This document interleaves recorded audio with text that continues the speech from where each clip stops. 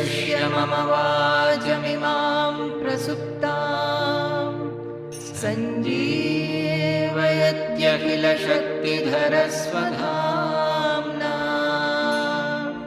अन्यांश्च हस्तचरणश्रवणत्वगादीन् प्राणान्नमो भगवते पुरुषाय तुभ्यं प्राणान्नमो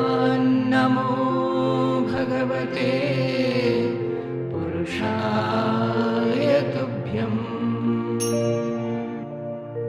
Otherwise, you can think of, as a sadhana when we are doing, we can think of that which is all pervading, yata pravittir bhutani, from which actually our activity we are always concentrated, self-centered, we are thinking that I am doing this, I am doing that. But can you compare that activity with the tremendous unimaginable activity going on in the whole world? So, yata pravrittir bhutani means the whole, all the energy, all the activity is sourced by whom? From where it is coming? That truth. The whole universal activity is sustained by that truth, by that consciousness, by that Atma, by that Brahman. So, swakarmana tam abhyarcha. When we are thinking of that and doing our action, that my activity is only a small contribution to that universal activity. I don't have any personal gain for that or anything of that sort. It has to be done. It is part of the universal jajya of the Lord. Then it becomes surrendered. And I told the other day also, finally, through the knowledge, we understand that actually we don't do anything, we are already surrendered. That is the ultimate. Before that, we have to think that all these things and surrender the ego like that. As far as the sadhana is there, we have to surrender the ego by thinking like this. Next. Chetasa sarva karmani mai sanyasya matparaha buddhi yogam upashritya. See again buddhi yogam upashritya, because the whole transformation is in the buddhi and buddhi alone. Mat chittaha satatam bhava. He says chetasa sarva karmani. How do you offer the actions to that Supreme? He is not here that you offer your chapan bhoga to him. Nothing. He is not there. You have to do it chetasa, by your mind, by your vision. All the karmas you have to do it, you have to offer it by your chetas, by your mind. Mai sanyasa mat paraha. How will you offer it? Considering me to be the Supreme. Mat paraha means considering me to be the Supreme. Now all other things are supreme for us. Say money is supreme, or getting married, or somebody to give our offspring into marriage, or attending this, attending that. All these are given higher position. If they have nothing to do, then only you will come for the lecture. So, we have to give Supreme the supreme position. This is the first condition of spiritual progress. Unless we value it as supreme, how will you go do it? Whatever we value, whatever we have shraddha for, that only we will be attentive to. So, till then we have to evaluate that what I have got, what have I got throughout my life from all these things, what are the things, what is their value, and what I am looking for. In the perspective of ultimate fulfillment, where do they stand? This evaluation should continuously go on. Then only we will be able to evaluate this goal properly and give this goal the supreme position. Until we give this goal the supreme position, this offering will not be possible. We will still think of doing everything for our own purpose, for our own selfish gains. Taking refuge in Buddhi Yoga. See, again it is saying that the supreme position, how will you give? Taking to Buddhi Yoga, what is that? Through Viveka, understanding the truth, and what should be throughout our action. As in the meditation, our aim is to realize the real identity which is universal, which is which has no division, nothing. Similarly, throughout our actions also, although we are working in the divided world with all kinds of differences, but beyond that, they are all sustained by that oneness, and our aim will be linked to that oneness alone. Just like the sea, the depth of the sea. Surrender all your actions to the Supreme. Next. Now, this is the ultimate secret. How did it come? In the last portion of the 18th chapter, how surrender becomes real. I did not think of discussing this here, but it has come. So I am just saying, because this portion I will not cover now. Just before this 18.65, he has said that I have told you everything. Jnanamakhyat. That is, whatever is called knowledge, I have told you everything. Gushyat Gushyataram Maya, Krishna said. Arjuna, I have given you Gushyat Gushyataram, means secret of the secrets. I have given you. Vimrishaitat Asheshena Yathechasi Tatha Kuru. You think about that, you deliberate in your mind, and then do whatever strikes your mind. This was the last verse. That means what? I have given you all the secret, but you have to think and you have to take your decision what you are going to do. So the final judgment is given to you. So that is a way of a seeker, it is okay. But that means the surrender has not happened. He has to still apply his all intelligence to take a decision, and that decision has to be a proper decision. The easiest and the most powerful way then he gives. He says that Sarvaguhyatamam Bhuyaha Shrinume Partha. That then he says that I am giving you the Sarvaguhyatamam, the most secret of all secrets. What is that? He says, Manmana Bhava Madbhakto Madhyadi Mam Namaskuru Mam Eva Eshyasi Satyam Satyam Te Pratijane Priyosime. He says that, what does he say? You give yourself to me, you think of me, you prostrate before me, you worship me, everything you surrender to me. Now what is happening is that so far he was surrendering to the ultimate truth or God or anything. Now the God is appearing before him as the Guru, and he is standing before him. You surrender to me means what? Whatever I tell you, you have to listen to. So the surrender will never be complete unless it is to the Guru. Then it becomes practical, because till then you will do according to your wish, according to your ego, and you will say that I am not doing anything, I have surrendered to God. Duryodhana also said that whatever wrong, I never have the intention to, whatever is right, I never have the intention to do it. Whatever is wrong, I always feel like doing it. But, oh Hrishikesha Hridisthitena Yatha Niyuktosmi Tatha Karomi. Whatever God seated in my heart, whatever you make me do, I do. So that is the devil's way of looking at it. That whatever I want to do, I do, and I say that God is getting it done by me. So that will stop when you have a human guru in front.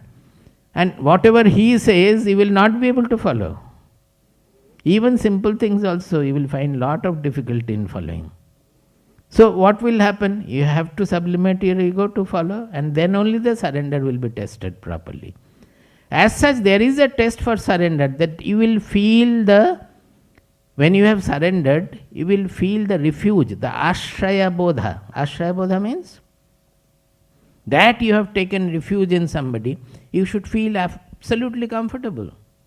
When we have taken, suppose the baby gets into the lap of the mother, now he is satisfied that. Just like when we surrender, we take refuge in the lap of the ultimate power, ultimate truth. So there should be a feeling of refuge that will be felt within. The ashraya bodha we say. So that is the sign of surrender. What does it mean? Ashraya bodha means whatever happens to you, you will accept. It has been done by God. When I am saying Ashray Bodha, it appears then simple, perhaps, if I feel the refuge, it is okay. But what does it mean? It means that whatever happens in my life, I will be ready to accept it. I will never complain about anything. I will not complain about any behavior of anybody also. Even if he is abusing me wrongly, I cannot complain. Because everything is coming from God, I have to accept. Then whatever to be done, we will do. That is different. You can kill him also without getting affected. That is different. Do you get it? So surrender means, surrender becomes real when we have to stand before the Guru. God stands before as the Guru, who has identified with the Supreme Self. The Guru has identified himself with the Supreme Self. A Sadguru, a knower Guru, he has identified himself with the Supreme Truth. So naturally, whatever comes through his mouth is a direction of the Supreme Truth. Surrender takes its real practicable form in following the Guru's words. Even in my case, going to the personal, when Baba asked me to get married, I could not accept it immediately. I argued and argued for 2 days or so. Then went back and said that whatever you say, if it is your Adesha, I will follow. I told you the other day. So I could not accept immediately. I was arguing with him. And that gave me so much of pain that when I next time went there, and I was there for about more than 3 days or so, I don't know where from so much of water was coming. Tears were coming. Throughout day and night I was shedding tears. Only thinking that I have failed in my Shishyatva. It's amazing. People there thought that what has happened to this boy? He never cries like this. Throughout the day he is crying. What has gone wrong? Nothing had gone wrong. It is only tears were flowing and flowing, thinking that I have failed in my Shishyatva. But I had argued. It was not easy for me to accept immediately. So, next. Integration of the 3 keys. Here we have not kept the 4th key, the going beyond the gunas, the gunatita, transcending the gunas. Because in Malaysia there were 3 days lecture. So I had to make it 3 keys. The pursuit of samatva, yajnatitude and surrender leads to fulfillment. One discovers that everything is one, that is samatva. Entire creation is yajna of the universal Lord, and I am already surrendered. These are the 3 things. Next. Acha, this I have not shown. See, normally we say that we are slave to the world. How things are happening? Start from the right. Attraction and repulsion towards world objects and situations. They are guiding our physical body with the 5 senses. That is, the senses are reacting to the surroundings, and depending on the attraction and repulsion, whenever it is repulsion, we are avoiding that. Whenever it is attraction, we are getting attracted to that, following that. So actually the senses and the body and the senses, they are slave to the external situation. Now following the attraction and repulsion of the senses, the mind also generally follows that. When the tongue is wanting that taste, or we are wanting to see, the mind also assists that. By that it becomes slave to the external attraction and repulsion. Following the senses which are slave, the mind also becomes slave. And following that, the intelligence under the clutch of worldliness, what will the intelligence do? Whatever the mind wants to do, it analyzes. Suppose a thief wants to thieve. The mind wants to thieve. The intelligence, he will find out how to go around, how to break the lock of the bank, whom to get, how to do the spying. All these things the intelligence will do. But for what? For satiating the senses, which is gaining the whatever is attractive, or avoiding whatever is repulsive. So the whole being is slave to the world objects. Is it not so? Next slide. We have to reverse this whole thing. What are we doing? We are anchoring our intelligence in our true identity. How do we know our true identity? Even if we don't have about it, we have to see the common characteristics which everybody likes. Suppose love, everybody will like.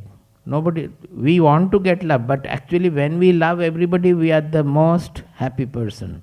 By loving, it fulfills us. We really don't want love from others as we generally want that somebody is not loving me, I want love from here and there. That is our miserliness.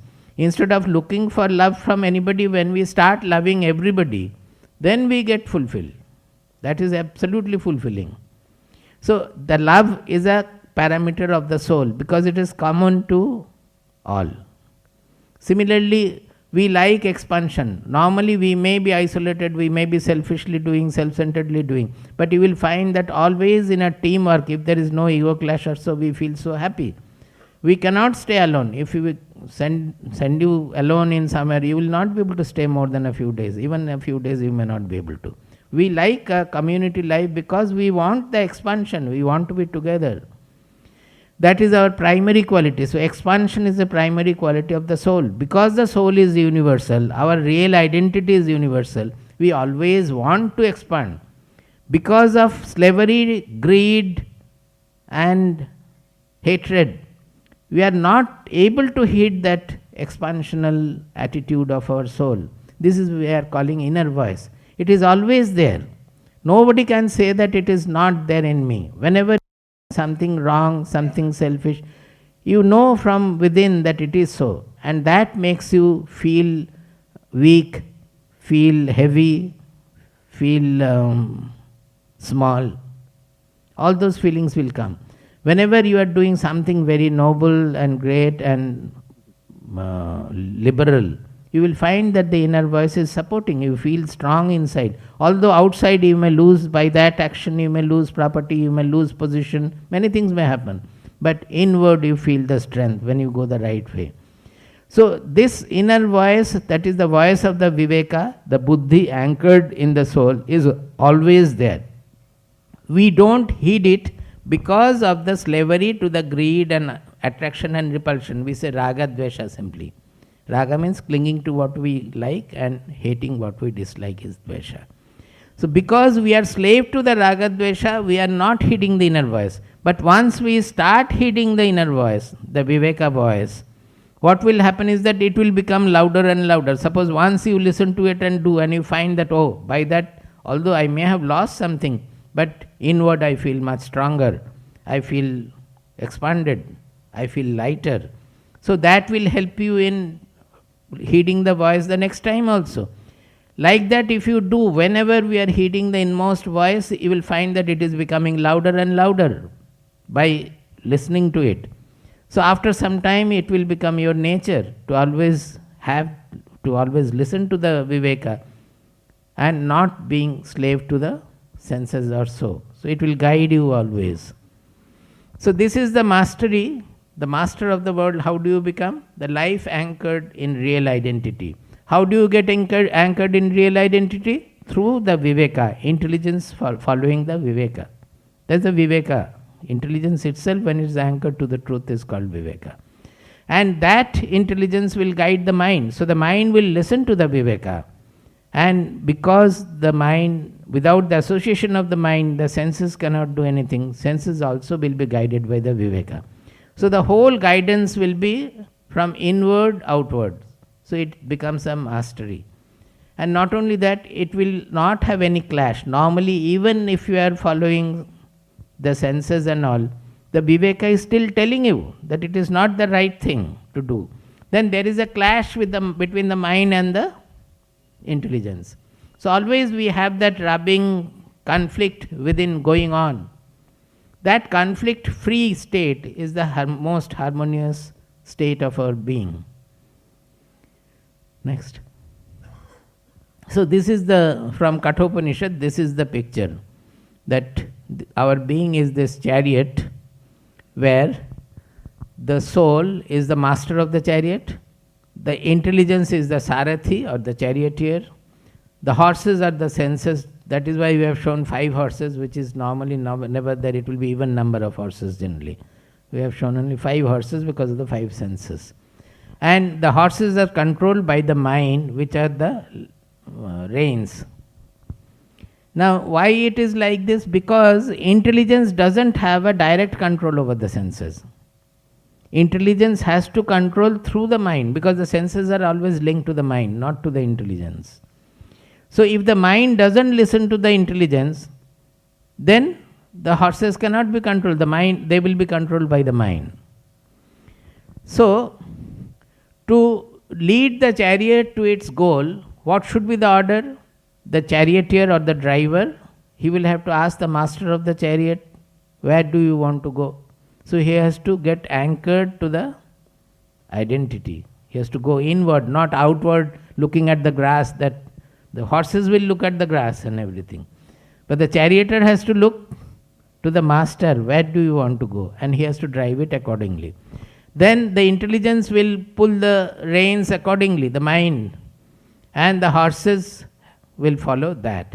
Now the horses have to be, for to have a proper harmonious chariot, moving chariot, first the horses have to be trained to some extent, disciplined to some extent. Otherwise, even if you pull, the moment they see anything attractive to them, they will run away. So some discipline has to be given. Then the mind has to, as the next slide you show.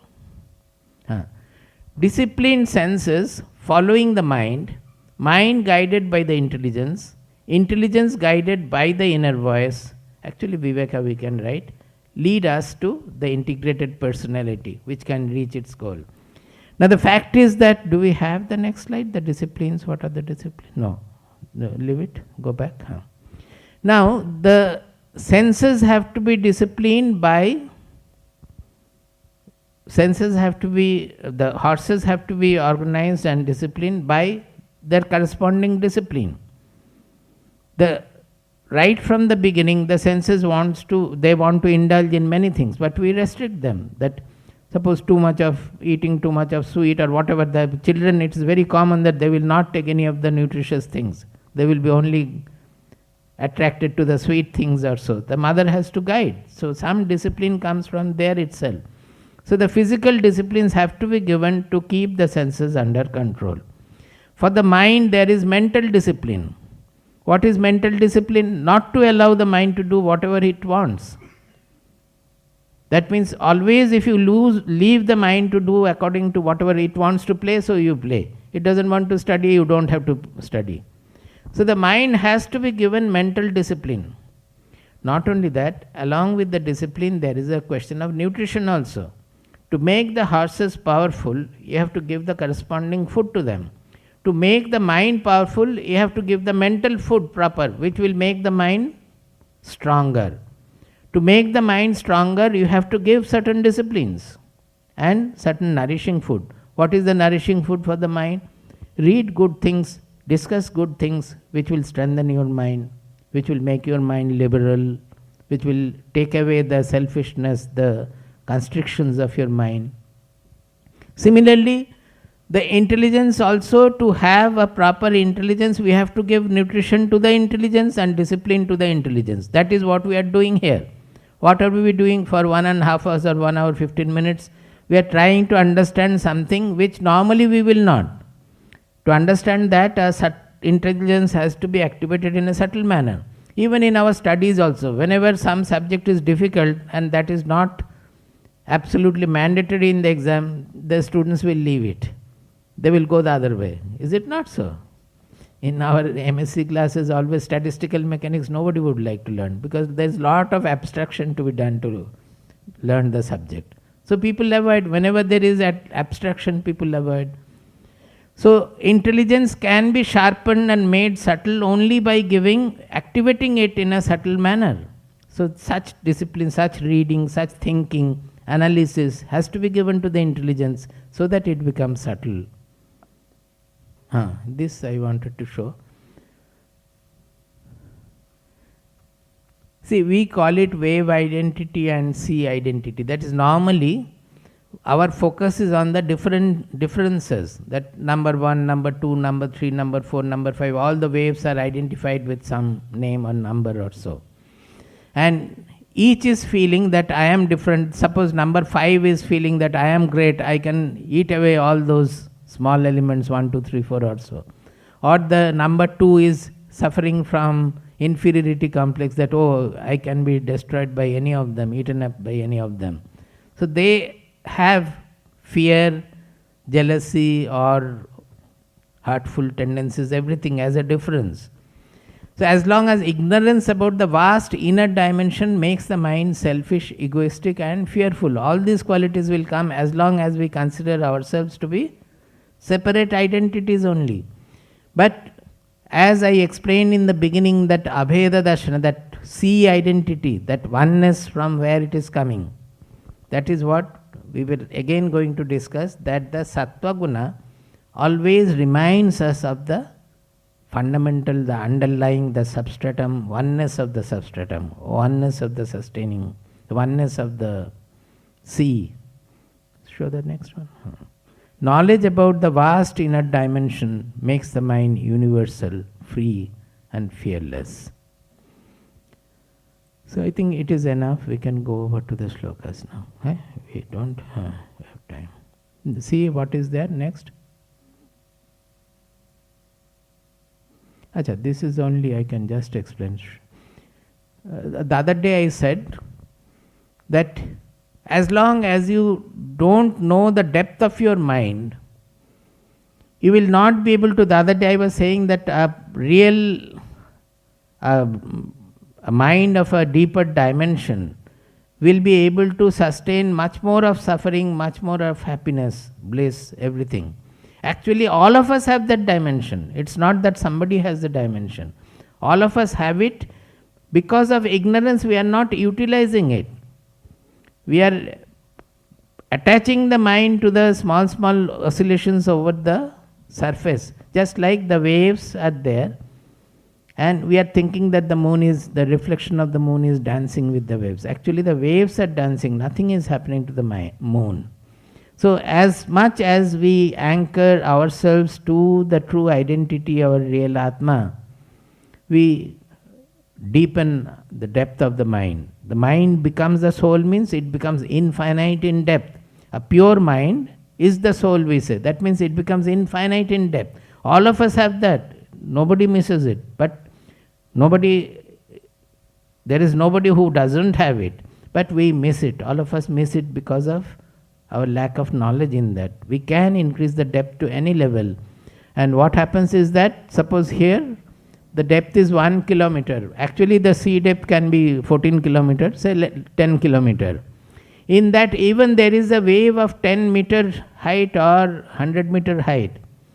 The most of the vast mass of the sea remains undisturbed by that.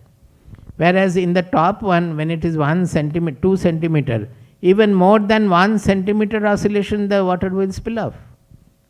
Do you get the point here?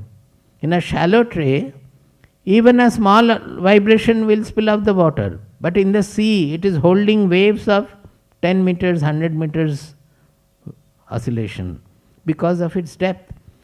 When it comes to the sides near the beach, the depth is gone, the waves break. That is why we have the breakers near the beach. Because the sea depth is reducing. As it reduces, the waves break. Finally, it becomes small, small ripples at the end.